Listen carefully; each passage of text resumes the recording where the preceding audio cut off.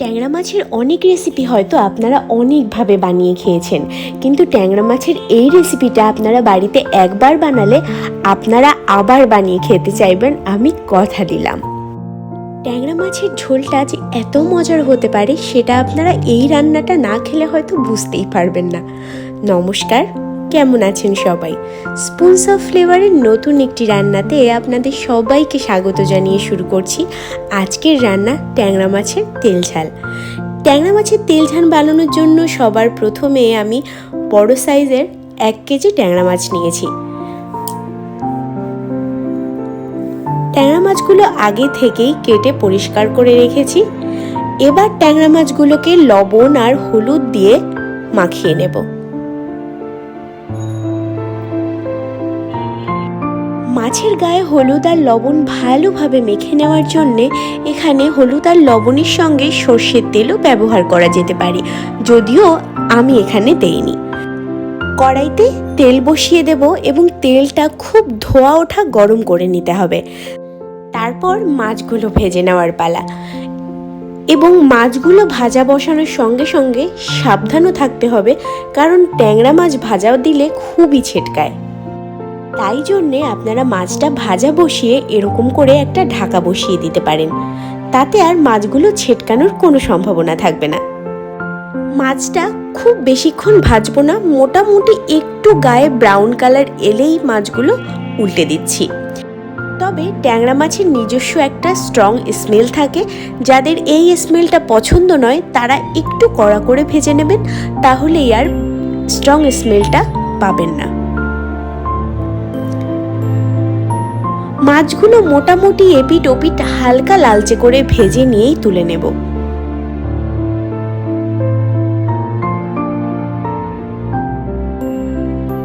কড়াইতে এবার সর্ষের তেল নিয়ে নেবেন। যেহেতু ট্যাংরা মাছের তেল ঝাল, তাই তেলের পরিমাণটা একটু বেশি দিচ্ছি। গোটা গরম মশলা আর কালো জিরে দিয়ে দিলাম ফোড়নে।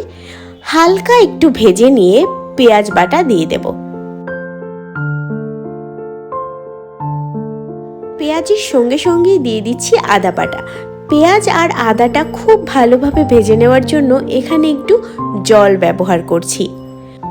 তারই সাথে সাথে ভালো রঙের জন্য আমি এই অবস্থায় দিয়ে দিচ্ছি কাশ্মীরি রেড চিলি পাউডার। তারপর হলুদ গুঁড়ো দিচ্ছি 1/2 চা চামচ, আর লাল মরিচের গুঁড়োটা খুব সামান্য দিচ্ছি। ঝালের পরিমাণটা আপনারা আপনাদের স্বাদ মতো দেবেন। এবার দিয়ে দিচ্ছি ভাজা জিরে গুঁড়ো আর ধনিয়া গুঁড়ো, তারপর রসুন বাটা। এবার সব মশলাগুলো একসঙ্গে ভালো মতন কষিয়ে নিতে হবে, যতক্ষণ না পর্যন্ত মশলা থেকে তেল ছাড়ছে।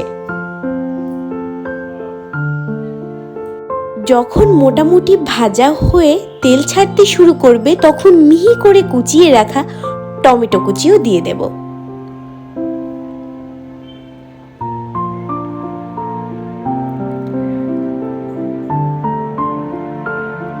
টমেটো কুচিটা দেওয়ার পরে দেখতে পাবেন মশলা থেকে জল ছাড়তে শুরু করবে, তাই নতুন করে আর জল ব্যবহার করছি না।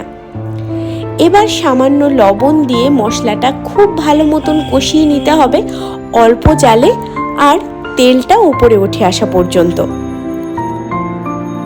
মশলাটাও এরকম লাল করে ভেজে নিতে হবে। উষ্ণ গরম জলটা দিয়ে ঢাকা বসিয়ে রাখবো 3 থেকে 4 মিনিট। ঢাকা খুলে দেখতে পাবেন তেলটা এরকম ঝোলের ওপরে ভেসে উঠেছে আর বেশ ভালো মতন ফুটতে শুরু করেছে। সেই অবস্থায় ভেজে রাখা ট্যাংরা মাছগুলো দিয়ে দিতে হবে।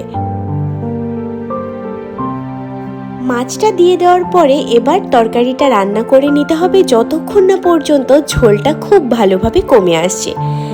আর এই রান্নাটায় ঝোলটা বেশ গামাখাই থাকে। রান্না বান্না প্রায় শেষ, এবার শেষ কাজগুলো করে নেবার পালা। ঝাল যাদের একটু বেশি ভালো লাগে তারা কাঁচা লঙ্কাগুলো চেরা ব্যবহার করতে পারেন, কিন্তু আমি গোটা কাঁচা লঙ্কাই ব্যবহার করেছি। আর সব শেষে রান্নাটাকে আরেকটু ফ্লেভারফুল করতে ধনেপাতা কুচি দিয়ে দিচ্ছি। আর স্বাদটা ব্যালেন্স করার জন্য আমি সামান্য পরিমাণে চিনি দিয়ে দিচ্ছি। মিষ্টি স্বাদ যাদের পছন্দ নয় তারা চিনিটা বাদ দিয়ে দেবেন। 2 মিনিট একটু ফুটিয়ে নিয়ে নামিয়ে পরিবেশন করতে পারবেন।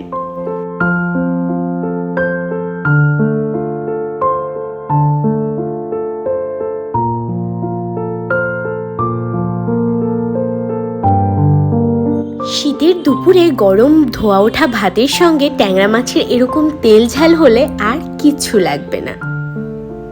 রেসিপিটি কেমন লাগলো অবশ্যই কমেন্ট করে জানাতে ভুলবেন না। আর রেসিপিটি ভালো লেগে থাকলে অবশ্যই লাইক, শেয়ার এবং সাবস্ক্রাইব করে বেল নোটিফিকেশন ক্লিক করে রাখবেন পরবর্তী ভিডিও দেখার জন্যে।